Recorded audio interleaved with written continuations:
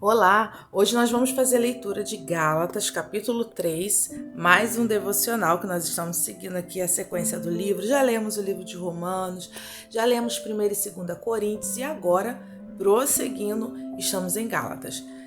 Abra sua Bíblia em Gálatas, capítulo 3, verso 1 e vamos começar essa leitura, vamos lá? Diz assim: Ó Gálatas sem juízo, quem foi que enfeitiçou vocês? Na minha pregação a vocês eu fiz uma descrição perfeita da morte de Jesus Cristo na cruz. Por assim dizer, vocês viram Jesus na cruz. Respondam somente isso: vocês receberam o Espírito de Deus por terem feito o que a lei manda ou por terem ouvido a mensagem do Evangelho e terem crido nela? Como é que vocês podem ter tão pouco juízo? Vocês começaram a sua vida cristã pelo poder do Espírito de Deus e agora querem ir até o fim pelas suas próprias forças? Será que as coisas pelas quais vocês passaram não serviram para nada? Não é possível. Será que quando Deus dá o seu Espírito e faz milagres entre vocês, é porque vocês fazem o que a lei manda? Não será que é porque vocês ouvem a mensagem e creem nela? Lembrem do que as Escrituras Sagradas dizem a respeito de Abraão. Ele creu em Deus e por isso Deus o aceitou. Portanto, vocês devem saber que os verdadeiros descendentes de Abraão são os que têm fé. Antes que isso acontecesse, as Escrituras viram que Deus ia aceitar os não-judeus por meio da fé. Por isso, antes de chegar o tempo, elas anunciaram a boa notícia a Abraão, dizendo: por meio de você, Deus abençoará todos os povos. Abraão creu e foi abençoado. Portanto, todos os que creem são abençoados como ele foi. Os que confiam na sua obediência à lei estão debaixo da maldição de Deus, pois as Escrituras Sagradas dizem: quem não obedece sempre a tudo o que está escrito no livro da lei está debaixo da maldição de Deus. Aqui tá falando, né, que a lei não adianta você obedecer uma lei, você tem que obedecer a lei toda. E, gente, é quase que impossível, né? Então, se você tropeça em uma coisa da lei, você está debaixo da maldição. Eles estavam escolhendo o caminho mais difícil que é a lei, né? Vamos lá. É claro que ninguém é aceito por Deus por meio da lei, pois as Escrituras dizem: viverá aquele que por meio da fé é aceito por Deus. Mas a lei não tem nada a ver com a fé. Pelo contrário, como dizem as Escrituras, viverá aquele que fizer o que a lei manda. Porém, Cristo, tornando-se maldição por nós, nos livrou da maldição imposta pela lei. Como dizem as Escrituras: maldito todo aquele que for pendurado numa cruz. Cristo fez isso para que a bênção que Deus prometeu a Abraão seja dada por meio de Cristo Jesus aos não-judeus e para que todos nós recebamos por meio da fé o Espírito que Deus prometeu. Meus irmãos, não vou usar um exemplo da vida diária. Meus irmãos, vou usar um exemplo da vida diária. Quando duas pessoas combinam alguma coisa e assinam um contrato, ninguém pode quebrá-lo ou acrescentar qualquer coisa a ele, pois Deus fez as suas promessas a Abraão e ao seu descendente. Quando as Escrituras dizem que Deus fez as suas promessas a Abraão e à sua descendência, elas não querem dizer que se trata de muitas pessoas, mas de uma só, isto é, de Cristo. O que eu quero dizer é o seguinte: Deus fez uma aliança com Abraão e prometeu cumpri-la. A lei que foi dada 430 anos depois não pode quebrar aquela aliança nem anular a promessa de Deus. Porque se aquilo que Deus dá depende da lei, então o que ele dá já não depende da sua promessa. Mas o Deus de Abraão, mas o que Deus deu a Abraão, ele deu porque havia prometido. Então, por que é que foi dada a lei? Ela foi dada para mostrar as coisas que são contra a vontade de Deus. A lei devia durar até que viesse o descendente de Abraão, pois a promessa foi feita a esse descendente. A lei foi entregue por anjos e um homem serviu de intermediário. Porém, não é preciso haver intermediário quando se está falando de uma só pessoa, e Deus é um só. Será que isso quer dizer que a lei é contra as promessas de Deus? É claro que não, porque se tivesse sido dada uma lei que pudesse dar vida às pessoas, então elas seriam aceitas por Deus por obedecerem a ela. Porém, as Escrituras Sagradas afirmam que o mundo inteiro está dominado pelo pecado, e isso para que as pessoas que creem recebam o que Deus promete aos que têm fé em Cristo Jesus. Mas antes que chegasse o tempo da fé, nós éramos prisioneiros da lei, até que fosse revelada a fé que devia vir. Assim, a lei ficou tomando conta de nós até que Cristo viesse para podermos ser aceitos por Deus por meio da fé. Agora que chegou o tempo da fé, não precisamos mais da lei para tomar conta de nós.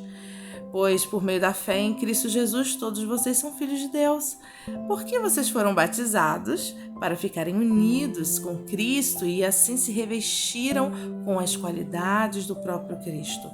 De modo não existe diferença entre judeus e não judeus, entre escravos e pessoas livres, entre homens e mulheres. Todos vocês são um só por estarem unidos com Cristo Jesus. E já que vocês pertencem a Cristo, então são descendentes de Abraão e receberão aquilo que Deus prometeu. Aleluia! Que palavra tremenda, né? O erro dos Gálatas não se devia a uma capacidade intelectual limitada, né? Mas a atitude irresponsável com a palavra de Deus. A visita de Paulo à região da Galácia tinha um único propósito: a proclamação do Evangelho. E no centro do Evangelho encontra-se a cruz de Cristo. Jesus Cristo crucificado é o fim da lei. Sua morte na cruz pelo pecado do homem é o cumprimento de todos os símbolos da lei e de todas as profecias messiânicas no Antigo Testamento. Jesus Cristo é a evidência de que Deus é soberano e que sua palavra é verdadeira. Os Gálatas estavam sob a influência dos falsos mestres que diziam, que eles, para serem salvos, precisavam se circuncidar e cumprir a lei, como a gente estava vendo no capítulo 1 e 2. Mas o maior erro dos Gálatas era achar que conseguiriam servir a Deus ou permanecer no caminho sem a ajuda do Espírito Santo. Seguir a lei para ser salvo era completamente sem sentido, gente. Um dos argumentos que Paulo usa para mostrar isso era justamente o fato de que eles não haviam precisado da circuncisão e de nenhuma ligação com a lei para receberem o Espírito Santo. O simples fato de terem fé, de aceitarem que Jesus é o Cristo, que foi crucificado para pagar o preço do pecado deles, foi o suficiente para que recebêssemos o Espírito Santo. Não somos justos, não somos pessoas dignas na presença do Senhor, porém Cristo, com sua obra na cruz, paga, ele paga o preço requerido pelos nossos pecados e através da fé nele é que recebemos o benefício da justificação.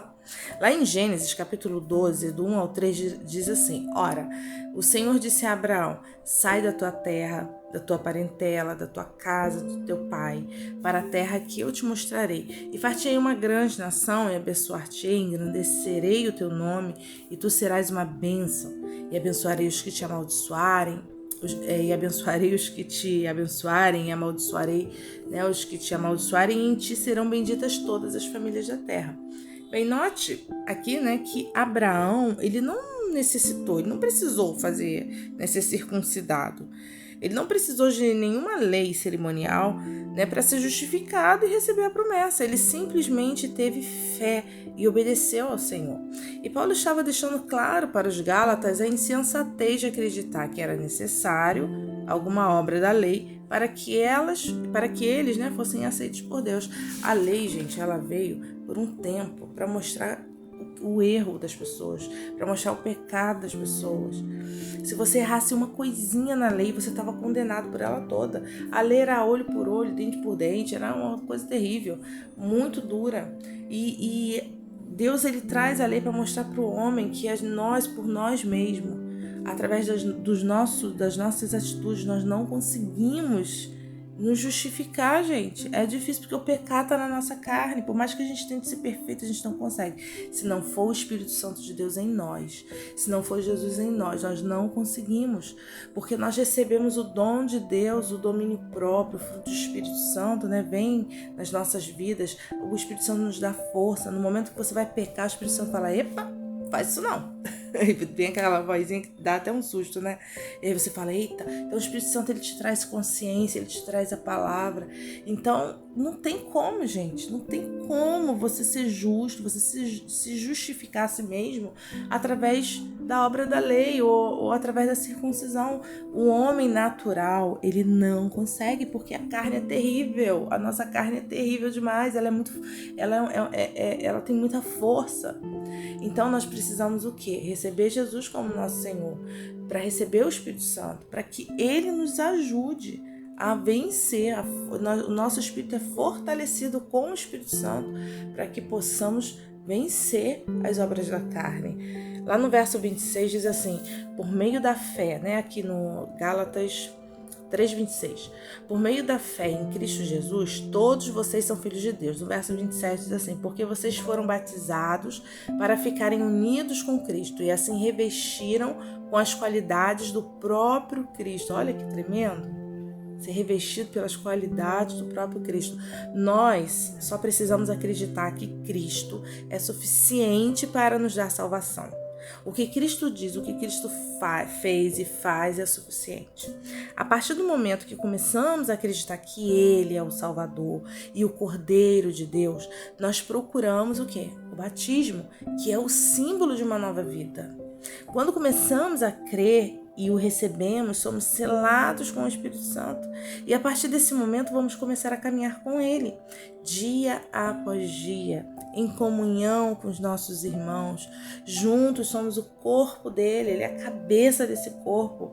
E esse corpo tem a missão de resgatar os cativos e anunciar o ano aceitável do Senhor. Lá em Lucas 4:18 diz, o Espírito do Senhor é sobre mim, pois o que me ungiu para evangelizar os pobres, enviou-me a curar os quebrantados do coração, a pregoar a liberdade aos cativos e dar vista aos cegos, a pôr em liberdade os oprimidos e a anunciar o ano aceitável do Senhor.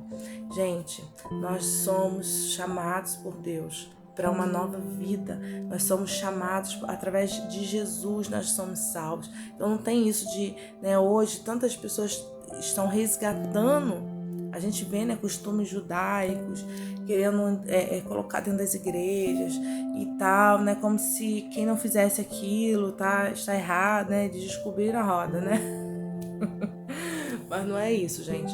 O evangelho é muito simples. Nós só precisamos crer que Jesus é o nosso Salvador e seguir o que Jesus nos manda. Porque tem gente que fala assim, não, é só crer, Só crer já basta. Não, é crer e seguir, gente. Andar, ter uma nova vida. Agora Cristo vive em você, então você tem uma nova vida. Então ali você vai olhar, principalmente o livro de João, os evangelhos, você vai ler para você entender o que passa na mente de Cristo, qual é a vontade de Cristo, porque agora com essa nova vida, você tem que fazer a vontade de Deus, porque aquele que não faz a vontade de Jesus é desobediente.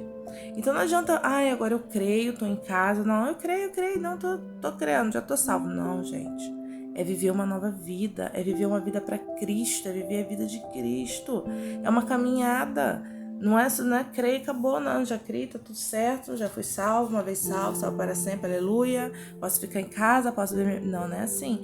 Jesus tem os seus propósitos, os seus planos, a sua vontade.